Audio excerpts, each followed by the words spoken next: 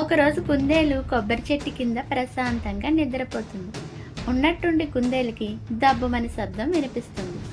చుట్టూ చూస్తుంది, ఎక్కడా ఏమీ కనిపించదు. మళ్ళీ నిద్రపోతుంది. మళ్ళీ దబ్బుమని శబ్దం వినిపిస్తుంది. అయితే ఆకాశం విరిగి పడుతుంది అనుకొని అక్కడి నుంచి కుందేలు భయంతో పరుగులు తీస్తుంది. కుందేలుకి దారిలో జింక కనిపిస్తుంది. ఏమైంది మిత్రమా, ఎందుకంత కంగారుగా పరిగెడుతున్నావు అని అంటుంది.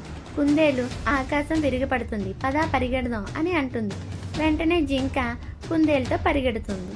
కుందేలు జింక పరిగెడుతూ ఉంటే వీటికి దారిలో పులి కనిపిస్తుంది. పులి జింకని ఏమైంది, ఎందుకలా పరిగెడుతున్నారు అని అడుగుతుంది. జింక జరిగిన విషయం చెప్తుంది. వెంటనే పులి భయపడి పదండి మిత్రులారా, పరిగెడదాం పదండి అని అంటుంది. మూడు భయంతో పరిగెడతాయి.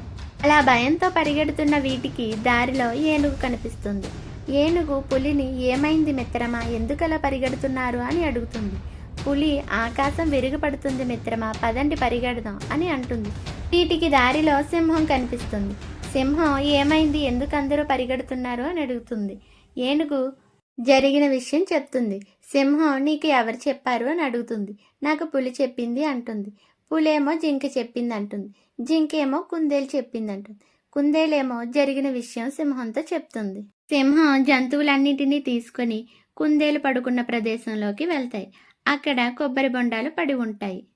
ఇదేనా నువ్వన్న ఆకాశం విరిగిపడ్డాం అంటూ సింహం వెక్కిలిగా నవ్వుతుంది. జంతువులన్నీ వాటి తెలివి తక్కువతనానికి వారిలో వారే